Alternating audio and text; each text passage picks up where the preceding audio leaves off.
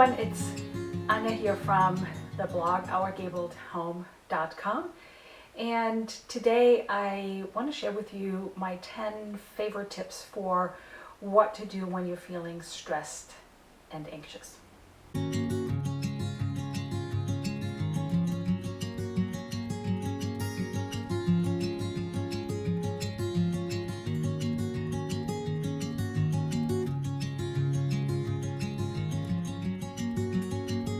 In trying times, it can be really easy to feel overwhelmed and stressed. And so as a mind-body educator and practitioner a long time, I thought I would pop on here and give you a few ideas of what you can do when you're just completely feeling stressed and overwhelmed. Now, I'm recording this during the COVID-19, or so called the coronavirus time, when we're all practicing shelter in place, but this is really valid for any time that you're just feeling out of sorts, you're feeling overwhelmed, you're feeling stressed, you're feeling anxious about something, because the response is always the same no matter what the stressors are. I want to give you a disclaimer. I'm not a medical or mental health professional. If you are experiencing depression or ongoing anxiety, I encourage you to contact your qualified healthcare professional as soon as possible. Well, how do we know what the difference is between feeling anxious and anxiety, or feeling depressed, a little bit overwhelmed, and clinical depression? Usually, when we're feeling stressed and anxious, this is a response to something that is going on at the moment, and it's also fleeting, so it's just for a while and then we bounce back to our normal selves. If your anxiety and depression is going on for a long time, it's affecting the functioning of your life, the quality of your life, then it is something that needs a little bit more professional help, and I really encourage you to do that. I'm also linking a few resources in the description box below, so there is an article that talks a little bit more about what to do if you're really suffering from depression and anxiety, so if that's you, check that out. The first idea is to focus on the positive. Often when we're overwhelmed and anxious, everything seems to be negative, and there is something called the negativity bias of the human brain. In previous times, it was beneficial for humans to remember, for example, where a tiger used to attack us when we were trying to get water. Now, in modern times, this is not a useful skill to have anymore, but we can reframe it and focus on something positive. So what I always do is, in the morning, I focus on the fact that I am healthy, my family's healthy, I have a roof over my head, and I have a refrigerator full of food. And on a good day when the sun is out and it's bright, I like to focus on that and think about what fun things I might do during the day. So there's always something positive that you can focus on, and that will instantly boost your mood. And then when I go outside, I see a beautiful flower, I try to linger with that a little bit instead of just saying, oh, that's a nice flower, and then move on, but actually stay with that. Look at it. What does it feel like? Why do you think it's so pretty? Why do you think it's so beautiful? So all those practices really help reinforcing the positive rather than the negative. And if you're watching this during the COVID-19 outbreak, you can reframe, for example, oh, I have to stay inside, with, hey, what kind of project can I do? What's something that I've always wanted to learn how to do, or pick up, or bake, or make? So you can turn something that you thought was negative into something positive. Next, you can create something. You can finally do that art project that you've always thought about. You can make some music, you can make or bake some food, you can turn overwhelm into creativity, and that really helps refocus your mind. And it also, when you're making something or when you're doing art, at least when I feel like when I'm baking, it is a very meditative process for me, and that gets me into the moment, into my body, and out of my head and any negative thoughts that might be spinning around in my mind. Then you can get outside and move your body. So I actually linked the two. You can simply go outside, sit on your front porch, and focus on the smells in the air, the birds that you hear. If it's nice weather, you can focus on that. So just being outside and fresh air is often very healing. But you can also move your body. You can go for a walk, you go for a jog. Sometimes when I'm really stressed, I like to challenge myself a little bit more, and then I go for an uphill hike. That gets me breathing and sweating, and afterwards I find that I feel so much better. You can also do some gardening.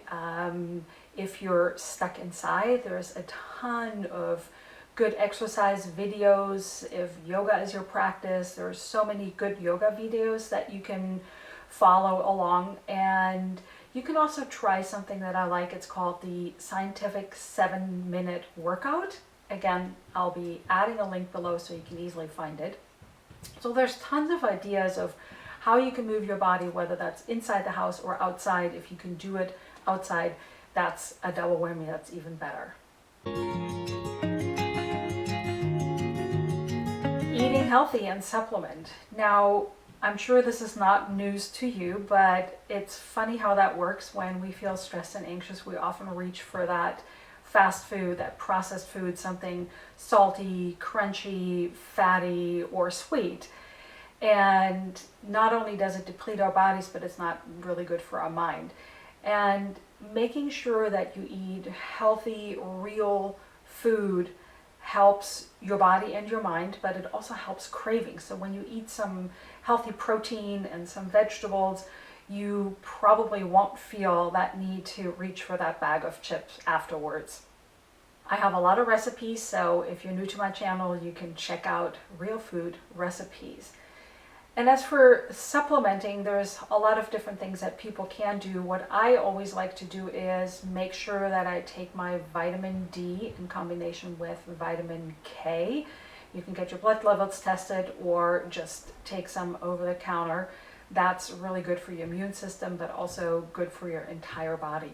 Then during times like this, I like to also focus on vitamin C. You can take that in supplement form, and or you can get it from food sources such as kiwis and oranges and lemons. Actually, kale has a lot of vitamin C. Bell peppers have vitamin C. So seeking out fruits and vegetables that are high in vitamin C. Remember to breathe. I know this is something you've probably heard a lot when somebody tells you, oh, take a deep breath. And we hear it and it goes in one ear and out the other. And sometimes we don't really know how to do it. And I have to do it myself. Sometimes I have to catch myself and notice that I'm breathing very shallow and into the top of my chest. And so I just want to give you 2 quick practices you can do to come back to your breath. The first one is to inhale for 4 seconds and exhale for 4 seconds. And then inhale for 4 seconds and exhale for the count of 4. And if you do this for 1 minute, make sure you're not forcing the breath or straining. It has to be comfortable. If 4 seconds is too long, go to 3 seconds, but that will get you back to your breath and back into your body. Another one is what we sometimes call belly breathing or abdominal breathing. And if you're new to this, it can be helpful to take your hands and place them on your belly. And as you inhale, try to swell your belly, because then you're breathing in the lower parts of your lungs, and there's a lot of other physiological effects that I'm not going to go into this video right now. That would just be too long, but trust me on this one. So as you inhale, breathe into your belly. Feel how your belly swells into your hands, and then allow the exhale to happen very slowly and naturally. And do that for a few rounds. You can do it for a minute, you can do a little bit longer, and then notice how you feel. Notice how instantly you feel so much calmer and so much more relaxed. Get good sleep. I know this is not something new to you, but it is so important to focus on that when we're feeling out of sorts. We've turned our bedroom into a sanctuary that is free of news, clutter, and work, so that we can get a good night's of sleep. There's a few other things you can do. We love to keep our bedroom on the cooler side, 68 degrees or less. I do have a whole video and blog post on how you can get better sleep, so you can check that out. But you can also try some lavender essential oil, which is very calming. You can just drop some into a diffuser or drop some on your sheets, and you can even take it internally. I'm linking a study that shows how that can benefit anybody with anxiety. Connecting with your family and friends. When we do that as social beings, certain parts of our brains light up, and it's really important that we have connections. And I always find that that cup of coffee with a really good friend is therapeutic, or calling up my mom on the phone is always something that I cherish. Now, it's nice to meet people in person.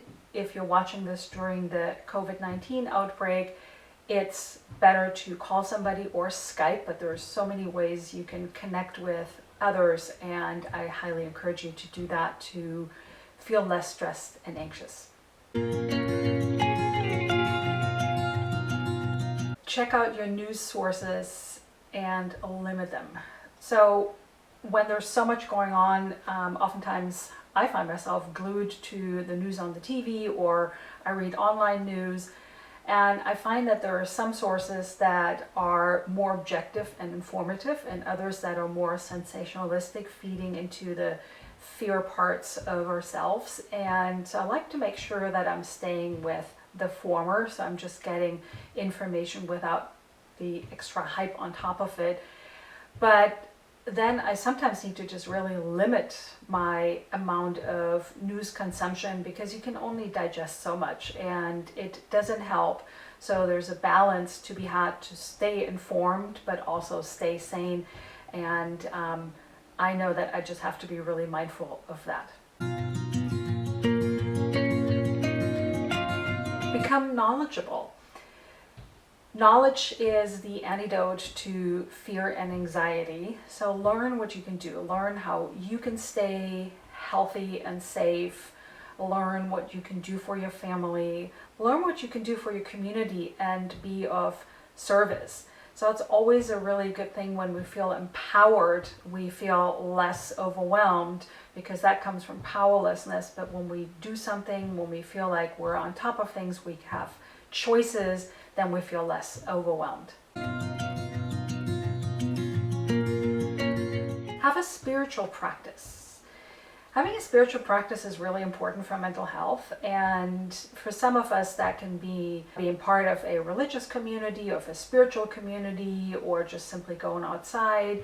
And whatever that is, it's just a connection to something bigger than we are. And that is really important to remember that and to practice that and to come back to that spiritual practice. Now, just because I'm doing this video and just because I have this background and a long time practice as a mind-body educator, it doesn't mean that I have it pat down. What it actually means is that these are practices that I have to practice, and I have to remember how to practice them, and it's good for me to write them out or come back. And the more often we do these things, it's like a muscle, the more natural it becomes to us, like a stronger muscle. And you will find that some practices are more helpful to you or less helpful, so you can pick and choose. But I also wanted to give you the names of two professionals that I really enjoy listening to and reading. The first one is Dr. Rick Hansen. I'll be linking his website below. I find him really no nonsense, very approachable, very user friendly and easy to understand. He has excellent videos and some really good books, so check him out. The other one is Dr. Sarah Gottfried. Even though she focuses mostly on research around female hormones and female weight loss, she also has some good information for men. But I love her books, I love her podcasts, I love her videos. You can check out her Instagram, and she has some really good advice, so I encourage you to check her out. You will not regret it. Please share this video or this post with anybody you feel would benefit from it. This is not about promoting my own blog here, even though I sometimes like to do that, but this is really about helping, and this is why I made this, because it's actually a little bit different than my other videos and my other blog posts that I have. So please, please, please share this with anybody you feel would benefit from it. If you found it helpful, I would love it if you gave me a thumbs up. If you're new on my channel, hit the subscribe button. I upload new content every week. You can also click on the bell button so you get a little alert when I post a new video.